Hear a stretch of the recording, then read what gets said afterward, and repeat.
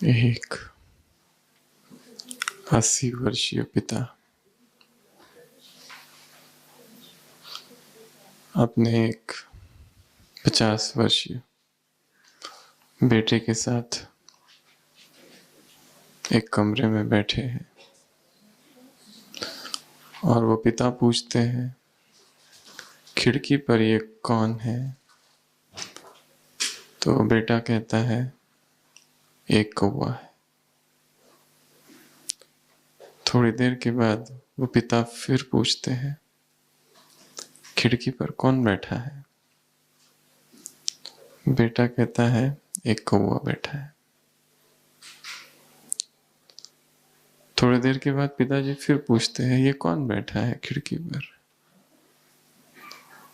बेटा कहता है, एक बार बोल तो दिया ना कि कौवा बैठा है। थोड़ा देर और बीतता है और थोड़ी देर के बाद पिता फिर पूछते हैं, ये खिड़की पे कौन बैठा है? अब तो उस बेटे से रहा नहीं जाता है, वो चिढ़ जाता है। कहता, कितनी बार बताऊं आपको कि खिड़की पर एक कौवा बैठा है? और जो किताब पढ़ रहा होता है जोर से पटकता है नीचे और गुस्सा करता है। वो पिताजी वहां से उठते हैं, अपने कमरे में जाते और वहां से एक डायरी लेके आते हैं। वो डायरी अपने बेटे को देते हैं और वो पिताजी कहते हैं, ये डायरी मैंने तब लिखी थी जब तुम 3 साल के थे। पढ़ो तुमने क्या पूछा था। तो उसमें लिखा होता है, पिताजी लिख रहे हैं, आज मेरे बेटे ने पूछा खिड़की पर कौन है? तो मैंने कहा कौवा है। फिर उसने पूछा, ऐसा उसने 23 बार पूछा और मैंने हर बार उसको प्यार से गले लगाया और फिर उसे बताया कि वहां एक कौवा बैठा है।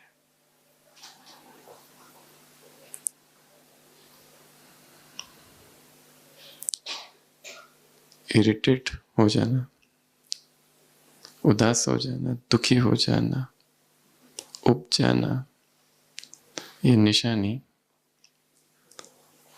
बचपन की है, जो जितना मैच्योर्ड है इन सब बातों से परे होता है।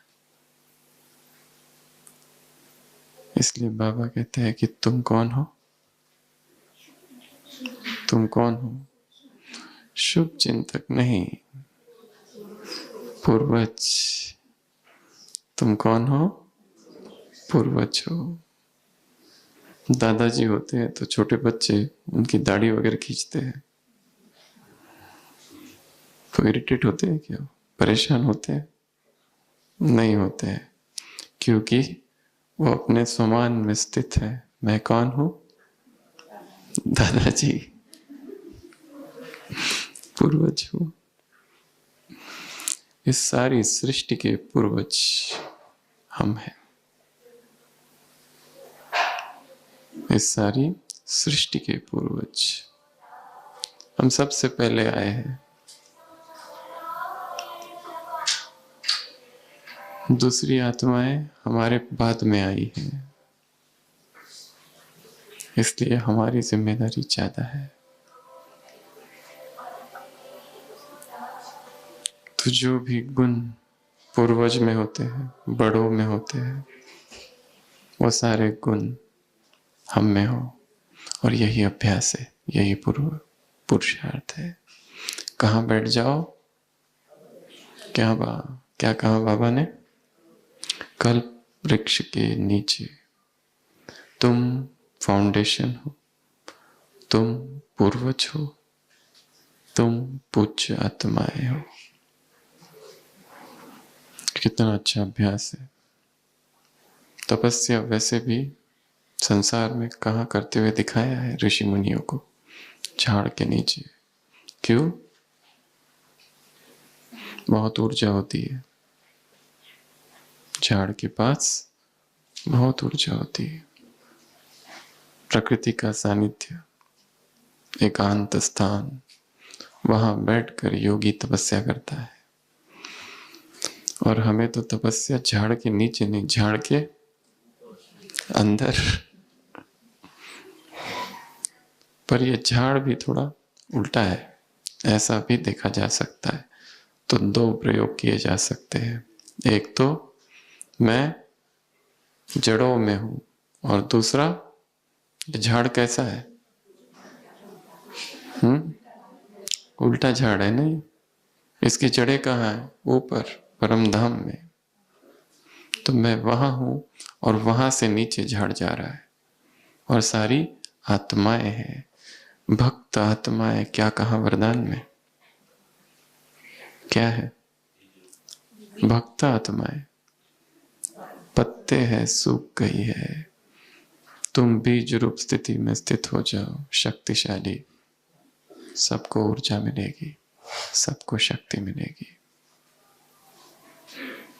तो ये दो अभ्यास है, जड़ों में बैठना और सारे झाड़ को सकाश देना।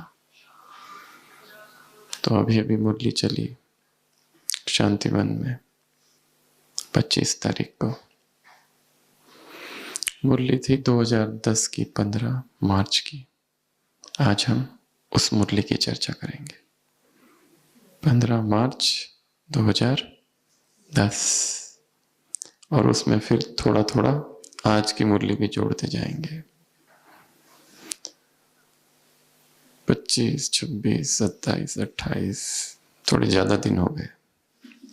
उस बीच बहुत कुछ नया नया ज्ञान आ गया। फिर भी क्या कहा था बाबा ने उस मुरली में? व्यर्थ समाप्त करो। और क्या कहा था? समर्थ बनो। और क्या कहा था? समय को समीप लाओ। और क्या करो?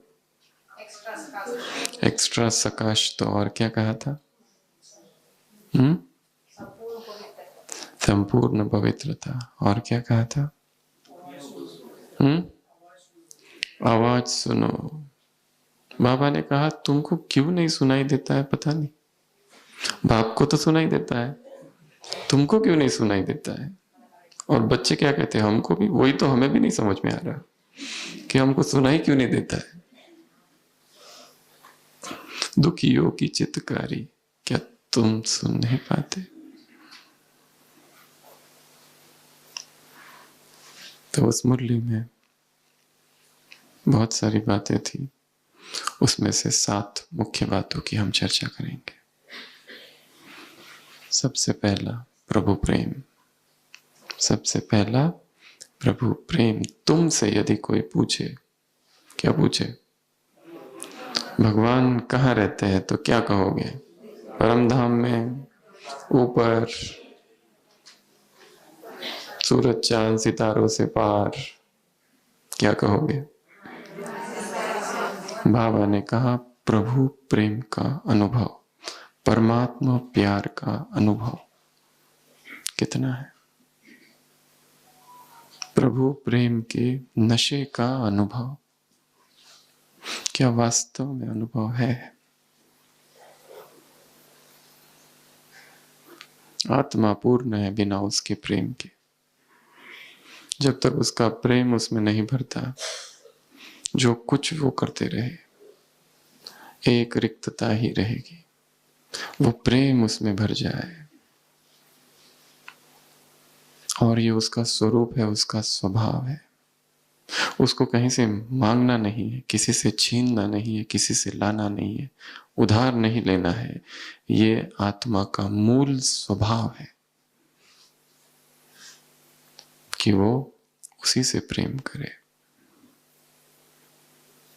भक्ति में आत्मा को परमात्मा का अंश माना गया।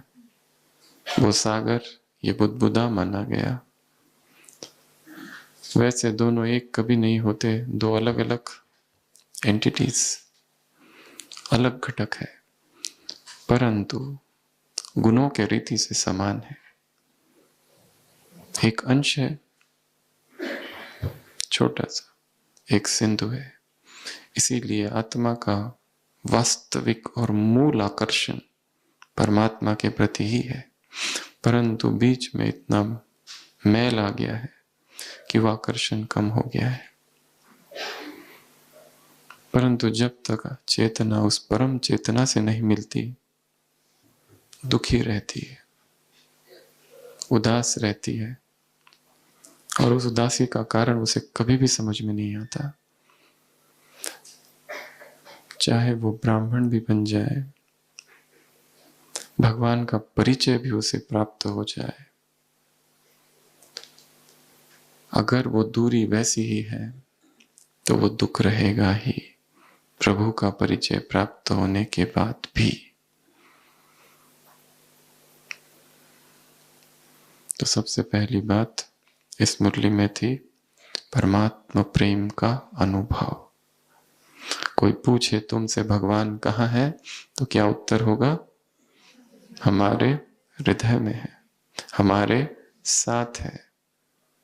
तुम तो यहीं कहीं बाबा मेरे आसपास हो, जहां देखता हूं तुम। तो सर्वव्यापी की ये बात किसने प्रसिद्ध की? भगवान सर्वव्यापी नहीं है, परंतु ये आत्माओं का अनुभव है कि वो रग रग में समाया है। उसकी यादें, उसकी स्मृतियां, वो अंदर है, वो भीतर है, वो सब जगह है। ऐसा कोई स्थान नहीं जहां वो नहीं है। उसकी छत्र छाया निरंतर मेरे ऊपर है। ये अनुभव है। जैसे आत्मा निर्लेप नहीं है, परंतु आत्माभिमानी स्थिति, सर्वोच्च आत्माभिमानी स्थिति जो है वो निर्लिप्त अवस्था है। आत्मा निर्लेप नहीं है, परंतु मैं निर्लेप आत्मा हूं, ये आत्मा का स्वमान है। और ये बड़ा काम का स्वमान कि कोई भी चीज मुझे यहां पे प्रभावित नहीं कर सकती। मैं निर्लिप्त चेतना हूं। कोई पूछे भगवान कहाँ है, तो उत्तर होगा वो हमारे हृदय में है। 3 प्रकार के मत हैं संसार में। एक है द्वैतवाद। वैसे तो मत बहुत सारे हैं, परंतु हिंदू धर्म, हिंदू शास्त्र में एक द्वैतवाद है जिसमें आत्मा अलग है और परमात्मा निरंतर अलग है।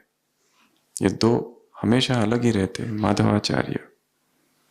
एक दूसरा वाद है रामानुजाचार्य का, विशिष्ट अद्वैत।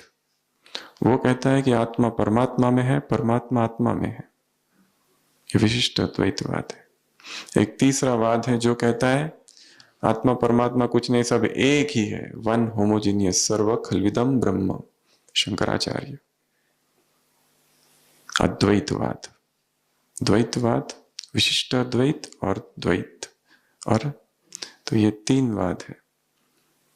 अगर देखा जाए तो इनमें बहुत झगड़े हैं संसार में, इन 3 वादों में। एक एक वाद के बहुत सारे पंडित हैं और वो हर एक सिद्ध करता है कि यही सत्य कैसा है। परंतु ज्ञान की रीति से देखा जाए तो उनमें एक समन्वय ये बैठता है कि आत्मा परमात्मा अलग है। ये प्रारंभिक अवस्था है, जब हम ये अनुभव करते हैं वो शिव बाबा है, मैं उसका बच्चा हूं, दोनों अलग। और फिर आगे आगे जैसे अध्यात्म मार्ग में बढ़ते जाते हैं, क्या अनुभव होता है? वो मुझ में है और मैं उसमें। ये अनुभव है आत्मा का, विशिष्ट अद्वैत। और फिर आगे आगे बढ़ते जाते तो अगली स्टेज क्या है? बाप समान।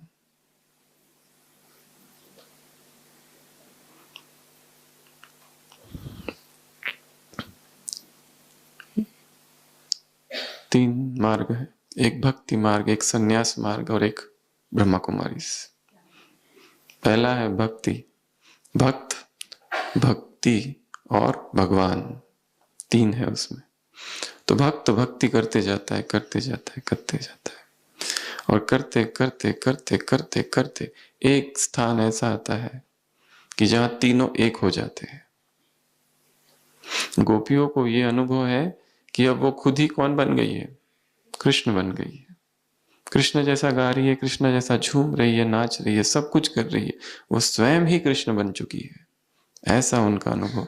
ये भक्त की सर्वोच्च अवस्था है।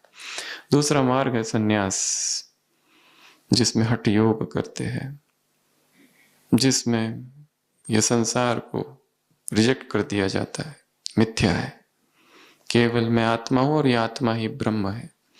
और उसकी भी जो अवस्था है वो सबीज समाधि से चालू होती है और एंड होती है निर्बीज समाधि। एक हो गए दोनों। तीसरा हमारा मार्ग, मैं शिव बाबा का बच्चा हूं, ये शुरुआत है, आगे आगे बढ़ते जाते हैं, वो मुझ में और मैं उसमें, और लास्ट स्टेज समान। तीनों की हायर स्टेज समान है, झगड़े सब लोअर स्टेजेस में है। फिर हमें याद आता है बाइबल का वाक्य, ईसा मसीह को पूछते हैं तुम कौन हो, वो कहता है मैं ईश्वर पुत्र हूं। दूसरा प्रश्न कहीं और पूछा गया, तुम्हारे पिता कहाँ है, वो कहता है मेरे पिता, my father that art in heaven, वो स्वर्ग में है। फिर पूछा जाता है स्वर्ग कहाँ है, the kingdom of heaven is with in you, स्वर्ग तुम्हारे हृदय के अंदर है। फिर पूछा जाता है फिर भी बताओ तुम्हारा और उसका क्या संबंध है, वो कहता है my father is in me and I am in my father, मेरे पिता मुझ में है और मैं उनमें है। फिर भी पूछा जाता है आखिर तुम हो कौन और वो कौन है, तब वो कहता है एक वाक्य, और उस एक वाक्य के लिए ही उसे सूली पर चढ़ा दिया गया, my father and I R one, मेरे पिता और मैं एक हूं। लोग कहते हैं भगवान की ग्लानि, खुद को भगवान कहता है, पर ये भी तीन अवस्थाएं हैं। शुरुआत की अवस्था वो अलग, मैं अलग, उसके आगे की अवस्था वो मुझ में और मैं उसमें, और highest stage my father and I R one, एक रूप, एक समान, कंबाइंड स्टेज, बीज रूप स्थिति, दोनों एक। चाहे वो आत्माएं अज्ञानी थी, तब भगवान का अवतरण हुआ नहीं था, परंतु वो स्मृतियां तो थी ना, प्रेम की, ईश्वरीय प्रेम की। उसी प्रेम को प्रकट करने के ये सारे प्रयत्न थे, मार्ग थे जो उन्होंने ढूंढे। तो सबसे पहली चीज इस मुरली से प्रभु प्रेम का अनुभव, उसको बढ़ाना है। भक्ति में प्रसिद्ध है अष्ट सात्विक भाव, 8 प्रकार के भाव प्रकट होते हैं, अलग अलग रोमांच आ जाना, और वो सारे भाव शरीर के तल पर प्रकट होते हैं। आंसू आ जाना, त्वचा पीली पड़ जाना, पसीना, कुछ कंपन, ये सब होने लगता है। स्वरभंग, आवाज नहीं निकल पाता है, ऐसी चेतना प्रभु प्रेम में डूब जाती है।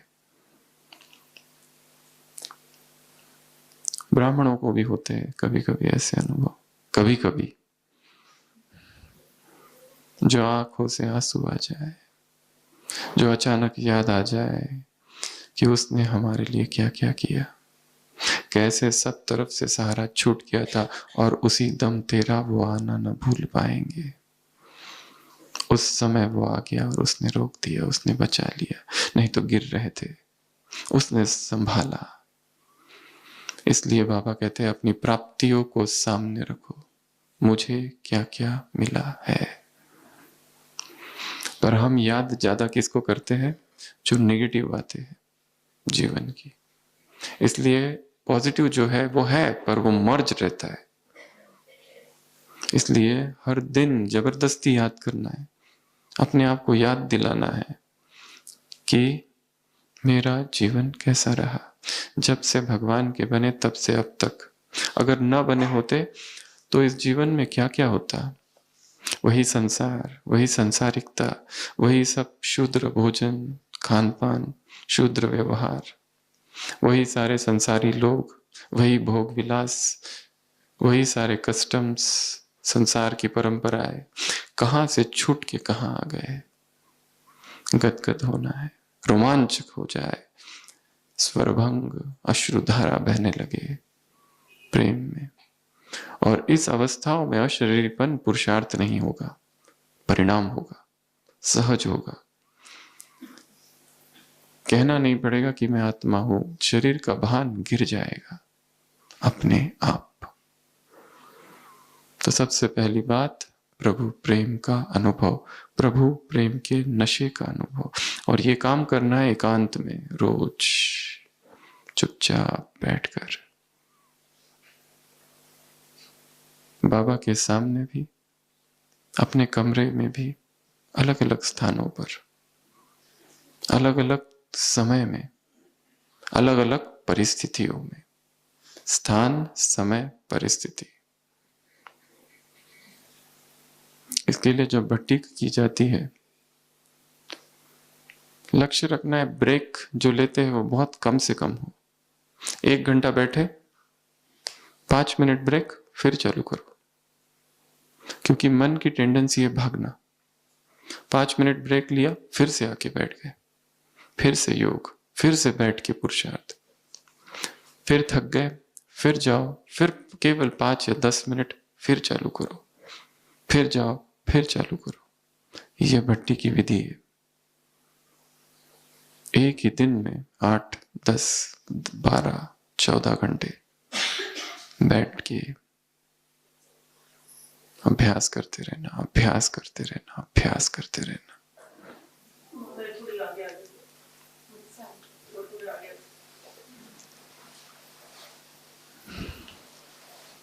क्योंकि मन का स्वभाव है भागना, उसको लाना है।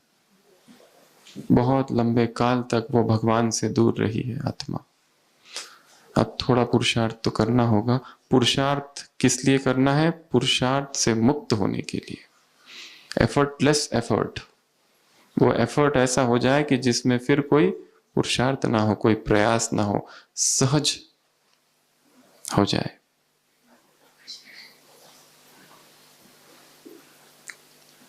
अभ्यास, प्रभु प्रेम का अनुभव। और केवल अपने जीवन में नहीं, दूसरों को देखते हुए भी अनुभव करना कि इनके जीवन में देखो कैसे भगवान ने क्या से क्या भर दिया। कोई बहुत ऊंचाइयों पर जा रहा है अध्यात्म में, वो महानता उसकी नहीं है, किसने भरी है ये महानता इसमें, ये शक्ति इसमें कहां से आई है। उसको देखो तो उसकी याद आ जाए, और हमें कोई देखे तो उसको भगवान की याद आ जाए। कितनी अच्छी बात है। जब हमें कोई देखे तो उसको उसकी याद आ जाए। प्रभु प्रेम। बाबा ने कहा जिससे प्रेम होता है उसकी निशानी क्या है? कुर्बानी, समर्पण, उत्सर्ग, त्याग, उसके लिए फिदा हो जाना, बलिहार, न्यौछावर कर देना स्वयं को। कुर्बानी बड़ा ऊंचा शब्द है, बहुत ऊंचा शब्द। सर्वस्व अर्पित कर देना उसके चरणों में, उसके कार्य में। फना, डेथ। अरेबियन लिटरेचर में प्रेम की 7 अवस्थाएं हैं। 7। पहली अवस्था आकर्षण, उन्स जिसको कहते हैं। दूसरी अवस्था इन्फैचुएशन, उब हुब कहते हैं जिसको, जिसमें वो बस एक ही दिखाई देने लगता है, कंप्लीट कैप्चर ऑफ माइंड। मन में उसके अतिरिक्त तो कुछ समाया ही नहीं है। तीसरा इश्क, तीसरी अवस्था को कहा गया है इश्क, प्यार हो गया। चौथी अवस्था अकीदत, अकीदत अर्थात रिस्पेक्ट उसके लिए। उसके बाद अगली अवस्था इबादत, उसकी पूजा चालू कर देती है। छठवीं अवस्था जुनून, जिससे प्यार हो गया है, अब जुनून सवार हो गया है। और लास्ट फना, डेथ, उसके लिए मिट जाना। ऐसी 7 अवस्थाएं। बाबा ये 7वीं अवस्था की डायरेक्ट बात कर रहा है। क्या कर दो? किस लिए आए हो क्षमा के पास? मरने के लिए। मर जाओ, गोल गोल नहीं घूमो। क्या करो? बाप का तुमसे इतना प्यार है कि तुमसे इतनी छोटी चीज तो मांग रहे हैं। क्या? तुम्हारा जीवन, वो दे दो, मुझे दे दो। प्रभु प्रेम। दूसरी बात इस मुरली से, बाप की चाहना क्या है? श्रेष्ठ स्थिति। और सबसे श्रेष्ठ स्थिति कौन सी है? संपूर्ण पवित्रता। किसने कितने भाषण दिए हैं और कितने किसने क्लास सुने हैं और कितने सेवाएं की है और कितना ज्ञान है और कितना योग है, कितना अमृत वेला मिस नहीं किया है, कितनी मुरलियां लिखी है, कितने कोर्स कराए हैं और कितने सेंटर्स खोले हैं, इस पर निर्भर नहीं है कि यहां सबसे आगे कौन है। सबसे आगे वो है जिसकी पवित्रता सबसे आगे है और जिसकी स्थिति सबसे आगे है। इसलिए बाबा ने कहा कंप्लीट प्यूरिटी। और प्यूरिटी में अपने आप में एक निहित बल है, एक शक्ति है, और वो शक्ति परिस्थितियों में काम आती है। और जिसकी पवित्रता टूटती रहती है, खंडित होती रहती है, जब परिस्थितियां आएगी, ज्ञान तो होगा, ये भी पता है क्या करना चाहिए, परंतु एक सूक्ष्म शक्ति जो है उसका अभाव रहेगा, क्योंकि पवित्रता टूटी थी।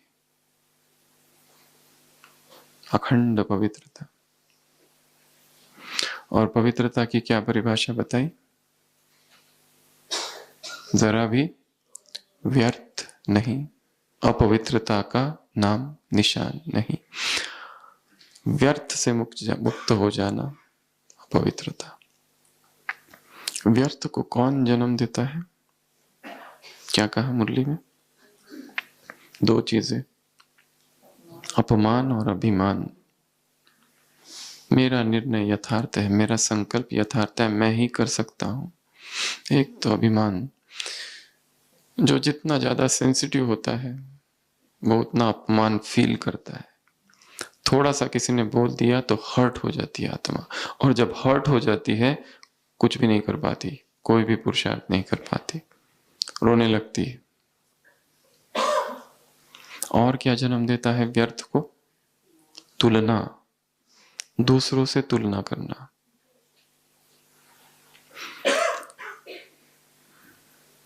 ऐसा कहा गया है कि जब भी लोग सोशल मीडिया पर जाते हैं और अपने अपडेट्स चेक करते हैं, दुखी होकर लौटते हैं। कम से कम 72% लोग ऐसा आंकड़े हैं, क्योंकि उसमें देखते अच्छा इतने कम लाइक्स, अच्छा इसमें ऐसा, उसमें वैसा। ये मॉडर्न दुनिया है। कंपैरिजन जहां होगा वहां पर व्यर्थ चलेगा, ईर्ष्या जहां होगी वहां पर व्यर्थ चलेगा, बदले का भाव जहां होगा वहां पर व्यर्थ चलेगा।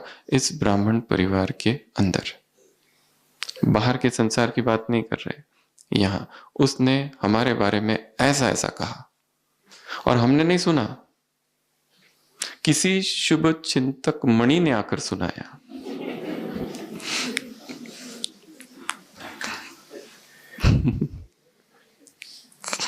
बाबा ने कहा ना प्रकाश फैलाओ, तो प्रकाश फैलाते फैलाते पहुंच गया वो। यही तो चिंता है, कहां फैलाऊं अपना प्रकाश, क्योंकि जो न्यूज है हमारे पास इतनी इंटरेस्टिंग न्यूज है, इतनी अच्छी न्यूज है, और जिसके बारे में वो कही गई है, सबसे ज्यादा प्रकाश तो उसी के इर्द गिर्द फैलाना है। तुमने सुना तुम्हारे बारे में वो ऐसा कह रहा था, बस काम पूरा हुआ। अब तुम देख लो क्या करना है। और मन का एक स्वभाव है जो उस दिन भी सुनाया था, यदि हमें कोई किसी की नेगेटिव बात बताता है हमें किसी भी प्रूफ की आवश्यकता नहीं है, तुरंत यकीन कर लेते उस पर, ऐसा ही होगा। और जब हमें कोई किसी की पॉजिटिव बात बताता है, हमें प्रूफ चाहिए। क्या चाहिए? प्रमाण चाहिए, एविडेंस चाहिए, हम नहीं मानेंगे। और किसी की नेगेटिव बात जब सुनते हैं तो किसी प्रूफ की आवश्यकता नहीं है, तुरंत ऐसा ही होगा। उसने कहा ना, बोला ही होगा, उसी ने बोला होगा ऐसा। सूक्ष्म बदला। बाबा ने तो आज क्या कहा, दूसरों को भी आगे बढ़ाओ। 4 बातें बताई ना स्व के प्रोग्राम की, सभी के प्रति शुभ भावनाएं, दूसरों को आगे बढ़ाने की भावना। और यदि मन में किसी एक आत्मा के प्रति भी बदले की भावना है तो हम शुभ चिंतक मणि नहीं है। बाबा ने कहा, वो ब्राह्मण आत्माओं के लिए कहा, वो अंदर से खाली खाली महसूस करेगी, कमजोर महसूस करेंगी, पंख जैसे टूट गए ऐसा महसूस करेगी। और यदि हम देखें तो शायद वास्तव में हमारे अंदर सभी के लिए शुभ भावना नहीं है। तो क्या करना चाहिए फिर? एक एक आत्मा को गिन गिन के अपने चुन चुन के आंखों के सामने लाना है। जितनों को हम जानते हैं, एक को भी नहीं छोड़ना है, क्योंकि हर एक के लिए हमने कुछ ना कुछ बोला ही है। और ऐसा बहुत कम है कि अच्छा ही बोला है। जैसे किसी को देखा, पूर्व ग्रह है, पहले से ही कुछ बातें उसके बारे में पहले से ही हमको पता है। उसने हमसे कई बार व्यवहार अच्छा नहीं किया, हमने मदद मांगी उसने नहीं दी, हमने सहयोग मांगा बिल्कुल जबरदस्ती नहीं दिया, या हमारे खिलाफ असहयोग आंदोलन ही छेड़ कर रखा है, या नारे ही लगा रहा है और उसका ग्रुप बढ़ते जा रहा है। अब ऐसी आत्मा के लिए भी क्या शुभ चिंतक मणि बनो। बड़ा काम है ये, सबसे रादर ये संपूर्णता की अवस्था है शुभ चिंतक मणि बनना, क्योंकि हर एक के लिए कुछ ना कुछ नेगेटिव इधर समाया हुआ है। इसलिए क्या करना पड़ेगा? चुन चुन के एक एक को पकड़ पकड़ के लाना है सामने। छोड़ना नहीं है किसी को भी, आंखों के सामने रखो। ये आत्मा क्या सोचता हूं इसके बारे में, मन के अंदर कहीं चलता है, ये हमेशा आगे आगे करती रहती है। दिखावा बहुत है इसमें। ये शुभ भावना है, इसका स्वभाव ही ऐसा है। ये शुभ भावना है ना। बाबा ने कहा, जैसे सूर्य का प्रकाश अंधकार को मिटाता है, वैसे तुम्हारे शुभ चिंतन की किरणें चमक। क्योंकि संसार में क्या है? कौन सी चमक है? आर्टिफिशियल, कृत्रिम चमक है। तुम्हारी असली है, रियल। किरणें फैलाओ, एक एक आत्मा को सामने रखो और उसकी विशेषता एक तरफ और उसके ये अवगुण एक तरफ। अवगुणों की भेंट में गुण बहुत है उसमें, पर हम नहीं देख पा रहे, क्योंकि सारा फोकस कहाँ है? अवगुणों की तरफ। क्योंकि वो एक ही चीज हमको दिखती है जैसे उसको देखा, और जो हमने एक एक आत्मा के बारे में देख के रखा है और रिकॉर्ड करके रखा है, वो कभी ना कभी कहीं ना कहीं से बाहर निकलेगा ही। जैसे ही उसकी चर्चा होगी, उसका टॉपिक आएगा, हम उसके बारे में वो कह देंगे अचानक, और फिर कहेंगे अरे अरे मुझे कहना नहीं था, ये अपने आप निकल गया। अपने आप कुछ भी निकलता नहीं है। कहां से निकलता है? आसमान से टपकता है क्या? जरूर कभी ना कभी सोचा होगा, कुछ ना कुछ चिंतन किया होगा। इसके लिए आईना जो होता है ना, उसमें रोज साफ करना पड़ता है उसको, नहीं तो क्या हो जाती? धूल। मन भी आईना है, उसको भी रोज साफ करना पड़ता है, उसमें विचारों की धूल जम जाती है। इसके लिए काम तो बहुत जरूरी है। और रोज रात में सोने से पहले ये काम जरूर करना है। यह अमृत वेले नए दिन की शुरुआत। ये काम जरूर करना है।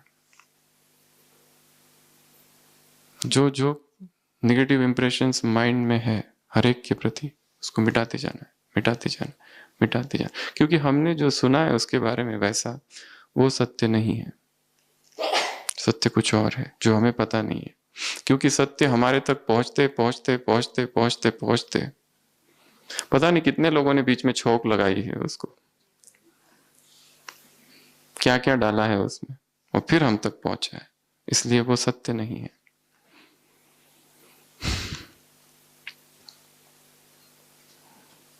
व्यर्थ और कहां से जन्म देता है, लेता है? एक बताए, अभिमान, अपमान, ईर्ष्या, तुलना, घृणा, नफरत, बदला और सेंसिटिव नेचर। जो जितना फीलिंग देवी रहता है वो उतने उसमें व्यर्थ चलते हैं। क्या, क्यों, कैसे, उसने हमसे ऐसा क्यों कहा, अपमान हुआ, व्यर्थ चलने लगा। जिसे जितनी मान की कामना, उसे उतनी ही अभिमान की, अपमान की भावना होगी, फीलिंग आएगी, उसी अनुपात में, उसी प्रोपोर्शन में। और क्या कारण है व्यर्थ के? राग, किसी चीज में आसक्ति, अपेक्षाएं, इच्छाएं। जितनी अधिक इच्छा है उतना व्यर्थ, जितनी अधिक अपेक्षाएं दूसरों से, दूसरे मेरे लिए ये करे, इच्छा, व्यर्थ चलेगा। और क्या बताए? असफलता, व्यर्थ, स्वीकार कर लेना है। असफलता आई, उस असफलता से स्वीकार करना है। मौसम में परिवर्तन, उससे भी सीखना है, हर चीज से सीखते जाना है, सुबह से रात तक यही एक काम है। जो कुछ हो रहा है, जैसा हो रहा है, उसे वैसा ही स्वीकार करना। कलयुगी मनुष्य है सभी, हम उनसे एक्सपेक्ट नहीं कर सकते कि सभी संपूर्णता जैसा बिहेवियर उनका हमारे साथ हो। हमारी हर ब्राह्मण की दूसरे ब्राह्मण से क्या एक्सपेक्टेशन है कि ये 100% श्रीमत पर रहे, मैं रहूं या ना रहूं इससे कोई लेना देना नहीं है। उसकी मैं गलतियां करूं पर उसकी मेरे प्रति, क्योंकि वो श्रेष्ठ आत्मा है, उसकी शुभ भावनाएं बिल्कुल कम नहीं होनी चाहिए। ऐसा ही है। तो ये दूसरी पॉइंट, व्यर्थ, इससे मुक्त होना। व्यर्थ को जानना, देखना, यही विधि है उससे मुक्त होने की। कोई चीज जब पता चल जाए ये व्यर्थ है, फिर पुरुषार्थ नहीं करना पड़ेगा इसको छोड़ने का, ये वेस्ट है मेरे लिए, अपने आप छूट जाएगी वो। केवल उसको आंखों में आंखें डालकर देखना है। एक संबंध है जो चल रहा है इतने सालों से, उसमें दिखाई पड़ रहा है, उसमें विकार के अंश है बीच बीच में, पर हम उसमें भोक्ता भाव धारण किए हुए। जैसे ही वहां साक्षी हो जाएंगे वो गिर जाएगा, डिटैच्ड। तीसरी बात, एक्स्ट्रा सकाश। किसको दो? दुखी आत्माओं को, अशांत आत्माओं को, अपवित्र आत्माओं को, भक्त आत्माओं को, सन्यासी आत्माओं को। 3 प्रकार की सत्ता है, रोज अपना एक फिक्स करके रखना है माइंड में, किस किस को मुझे सकाश देनी है। 5 तत्वों को सकाश देनी है, 5 खंडों को सकाश देनी है, ये अलग अलग प्रकार की आत्माओं को सकाश देनी है, भटकती आत्माओं को सकाश देनी है, भक्त आत्माओं को सकाश देनी है, तीनों सत्ताओं को सकाश देनी है। हलचल है सब जगह, यही काम करते रहना है। अमृत वेला हमारा जो 4 से पौने 5 का है वो केवल सकाश वाला हो, जो योग है वो उसके पहले, बाबा से जुड़ जाना, रूरियान करना, दृष्टि लेना, संबंध जोड़ना, वो सब पहले। और जो ये 45 मिनट्स है वो केवल और केवल सकाश वाला हो। बाबा ने कहा एक्स्ट्रा सकाश, अधिक सकाश दो, आत्माएं बड़ी दुखी है। आज कहा ना, उनको क्या अनुभव होगा? जैसे कोई शक्ति है, कहीं से लाइट आ रही है, कुछ है, पर कहां से आ रही है वो नहीं पता चलेगा। कोई बाजू में बैठ के कहे कि ऐसा लग रहा है कहाँ कुछ लाइट आ रही है, तो अंदर ही अंदर खुश हो जाना, मेरी है पर बताना नहीं।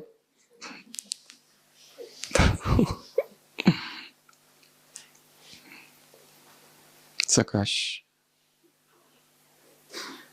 सकाश का प्रोग्राम बनाना है, एक दिन भी मिस ना हो ये, क्योंकि सकाश एजेंसी दूसरों को देने में क्या होगा, वो वापस हम में भी तो आएगी।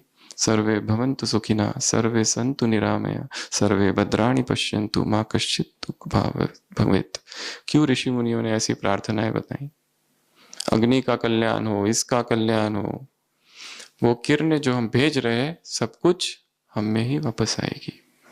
ये नियम है प्रकृति का, इसलिए कंपलसरी ये काम रोज करना है। आत्माओं को इमर्ज करना है, आत्माओं को देखना है, आत्माओं को तिलक देना है, आत्माओं को वरदान देना है, आत्माओं का कनेक्शन परमात्मा से जोड़ना है, उनको फरिश्ता बनते देखना है, उनको शरीर से बाहर निकल परम धाम जाते देखना है, सारा कुछ देखना है, आत्माओं से रूह रियान करनी है। ये तीसरा। चौथा, इस मुरली से चौथी बात, बाप की प्रत्यक्षता। बाबा ने कहा अब तक क्या प्रत्यक्षता हुई है? ब्रह्मा कुमारी अच्छा काम करती है, ब्रह्मा कुमारी का ज्ञान अच्छा है, अशुद्ध व्यवहार था शुद्ध व्यवहार हो गया है, युद्ध का भी बड़ा कल्याण कर रही है, परंतु अब क्या करे अनुभव? ये ज्ञान किसका है? भगवान का है, परमात्मा का है, मेरे बाप से मुझे वर्षा मिल रहा है, ये प्रत्यक्षता हो। आकर्षित हो आत्माएं परमात्मा के प्रति, और आकर्षित तभी हो सकती है जब उनके ऊपर जो धूल मैल है वो निकले, और वो निकलने की विधि है जैसे ही हम किसी दूसरी आत्मा को देखते हैं जो हमसे अधिक पवित्र है, अचानक उस आत्मा के प्रति आकर्षण होता है। वास्तव में वो आकर्षण उस आत्मा के प्रति नहीं है, उसकी पवित्रता के प्रति है, और वो आकर्षण उस आत्मा तक सीमित नहीं रहेगा, वो आकर्षण उसे परमात्मा तक ले जाएगा। इसलिए मुख्य साधना ही ब्रह्मचर्य की है, मुख्य साधना ही पवित्रता की है, बस उसी में लगे रहना है। बाकी सब वो आने नहीं देना है, परंतु चलो उसके लिए थोड़ी बहुत छूट भी नहीं कहेंगे, पर ये सबसे मुख्य धारणा है, प्यूरिटी, ये फाउंडेशन है। ये गया तो सब गया, की कमाई चट, सारा पुरुषार्थ इसी का है, प्यूरिटी का। निस्संग होकर रहो अंदर में, कोई भी साथी नहीं, न स्त्री न पुरुष। तो बाप की प्रत्यक्षता। उसके बाद में चौथी पांचवी बात, समय को समीप लाओ। कैसे लाएंगे? इसमें ढेर सारे सोमान दिए है बाबा ने। पहला, दयालु, कृपालु, कर्मयोगी, रहम दिल, वैराग, सब याद करो। हे कृपालु, हे दयालु, हे रहम दिल, वैराग की बातें। हमें समय को समीप लाना है, यह भी परिणाम होगा पुरुषार्थ का। सभी का कल्याण हो, सबका, चाहे कैसी भी आत्मा हो। संतों के जीवन में दिखाया है कि बचपन से उनके जीवन में कुछ ऐसी आत्माएं थी जिन्होंने उनको अंतिम श्वास तक तंग किया, यातना पहुंचाई, टॉर्चर किया, फिर भी लास्ट समय में उन्होंने उन सबको माफ तो किया। उनके मन में उनके प्रति कोई निगेटिव है ही नहीं। जिसने जीवन भर सताया उसके लिए भी कोई निगेटिव नहीं है। कितनी ऊंची अवस्था है ये। कुछ ना कुछ तो चलता ही है। यदि हमारा किसी ने थोड़ा सा भी हमको सहयोग नहीं दिया, उसके बारे में कुछ तो चलता ही है। पुरुषार्थ बड़ा है, बहुत एकांत चाहिए इसमें, क्योंकि माइंड में इतनी निगेटिविटी भरी है, उसको निकालना बड़ा पुरुषार्थ है। तो समय को समीप लाना। उसके बाद में छठवां, खाते को बढ़ाना। बाप क्या देख रहे? कर्म का खाता देख रहे, पुरुषार्थ की गति का खाता देख रहे, जमा का खाता देख रहे। इस खाते को बढ़ाते जाना है, दुआओं का खाता बढ़ाते जाना है। आज सारे दिन भर कितने लोगों को सहयोग, आज बाबा ने कहा बेटर वर्ल्ड, तीसरी पॉइंट क्या थी?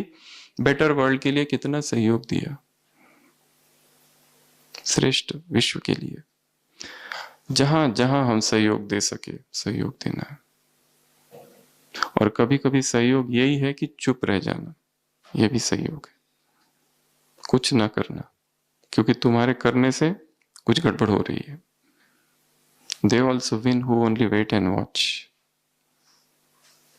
लास्ट पॉइंट, विदेशियों से मुलाकात। निर्विघ्न, क्या बताया? निर्विघ्न। सुबह भी चर्चा कर रहे थे, जब हम समझते हैं ये व्यक्ति मेरे जीवन में विघ्न है, तो फिर नेक्स्ट स्टेप क्या होती है? इसको मुझे हटाना है। सब सोच से चालू हो रहा है। हम ये समझे ही नहीं कि ये विघ्न है, ये व्यक्ति, ये स्थान, ये परिस्थिति। किसी भी चीज को विघ्न समझते ही वो विघ्न बन जाता है। इसके लिए जो कुछ हो रहा है वो विघ्न नहीं है, वो क्या है? अपॉर्चुनिटीज है, चैलेंजेस है, मुझे स्वीकार करना है और उनमें कल्याण छिपा हुआ है। समग्र स्वीकार्य जो कुछ हो रहा है, जिस तरह व्यक्ति मुझसे व्यवहार कर रहे हैं, वो सब मुझे स्वीकार है। स्वीकार्य। वो स्वीकार करते ही वो जो खिंचातान है, द्वंद्व है अंतर्मन में, वो कम हो जाएगा और फिर वो विघ्न नहीं लगेगा। बाबा ने कहा निर्विघ्न हो जाओ। विघ्न तो कुछ भी हो सकता है। श्वास ले रहा हूं, अगर मैं सोचूं कि ये श्वास विघ्न है, अब इससे कैसे मुक्त हूं, ये पुरुषार्थ चालू हो जाएगा। कुछ भी विघ्न हो सकता है। इसके लिए क्या सोचना है? ये विघ्न नहीं है, क्या है? अपॉर्चुनिटीज, अवसर है आगे बढ़ने का। तो ऐसी ये टोटल 7 बातें थी। पहली बताई प्रभु प्रेम का अनुभव, उसकी विधि ढूंढनी है, खुद ही, बिना किसी से पूछे, खुद ही अनुभव करो क्या किया जाए। दूसरा बताया उसकी चाहना, संपूर्ण प्यूरिटी। तीसरा बताया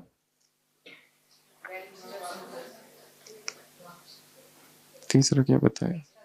एक्स्ट्रा सकाश, मनसा सेवा। अभी अभी मुरली चली थी 4 प्रकार की सेवाएं। लाइट हाउस बन के सकाश दो, शुभ भावना शुभकामना से। चौथा बताया प्रत्यक्षता। अगला बताया समय को समीप लाओ। अगला बताया जमा का खाता बढ़ाओ। और लास्ट निर्विघ्न हो जाओ। और आज की मुरली में 1-2 पॉइंट्स बता देंगे जो चर्चा नहीं की, ऐसी पॉइंट्स कोई पावरफुल जो चर्चा नहीं की। अपनापन क्या?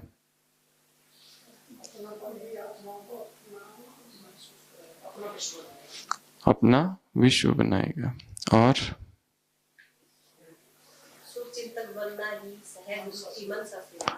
शुभचिंतक बनना ही क्या है? एक प्रकार की मनसा सेवा। तो मुरली आज की भी बड़ी गहरी है, उस पर फिर कभी चर्चा करेंगे। ऐसे कैसे? शुभचिंतक मणियों को ऐसे प्रकाश फैलाने वाली मणियों को। कौन सा प्रकाश? पर वो वाला नहीं, पर चिंतन प्रदर्शन वाला प्रकाश नहीं, वो तो अंधकार है। ऐसी दयालु आत्माओं को, कृपालु आत्माओं को, रहमदिल आत्माओं को, बेहद के वैरागी आत्माओं को, ऐसे श्रेष्ठ भावना रखने वाली आत्माओं को, ऐसे प्रभु प्रेम का अनुभव करने वाली आत्माओं को, प्रभु प्रेम के नशे में रहने वाली आत्माओं को, परमात्मा बाप को प्रत्यक्ष करने वाली आत्माओं को, समय को समीप लाने वाली आत्माओं को, ऐसे संपूर्ण पवित्रता का व्रत धारण करने वाली आत्माओं को, ऐसे व्यर्थ से मुक्त आत्माओं को, ऐसे परमात्मा को एकदम दिल की डिब्बी में अंदर छिपा के रखने वाली आत्माओं को, ताला लगा के दिल रुबा है, ऐसी निर्विघ्न आत्माओं को, ऐसी जमा का खाता बढ़ाने वाली आत्माओं को, ऐसी उस सूर्य की समान अंधकार को मिटाने वाली आत्माओं को, ऐसी शुभ चिंतन का प्रकाश फैलाने वाली आत्माओं को, ऐसी कमजोर आत्माओं को में शक्ति भरने वाली आत्माओं को, जलती आत्माओं को शीतल जल प्रदान करने वाली आत्माओं को, ऐसे हिम्मत के पंख देने वाली जलकटी परकटी चिड़ियाएं हैं आत्माएं, तो उनको क्या देना है? पंख देना है। उमंग उत्साह भरने वाली आत्माओं को, संसार में बाबा ने कहा दुख है, अशांति है, बढ़ रहा है, और ऐसे उनकी पुकार सुनने वाली आत्माओं को, उनको आंखों के सामने इमर्ज करना, उनमें शक्तियां भरनी है, स्पिरिचुअल पावर्स। तो ऐसी आत्माओं को बाप दादा का याद प्यार, गुड नाइट और नमस्ते। हम रूहानी बच्चों की रूहानी बाप दादा को याद प्यार, गुड नाइट और नमस्ते। ओम शांति।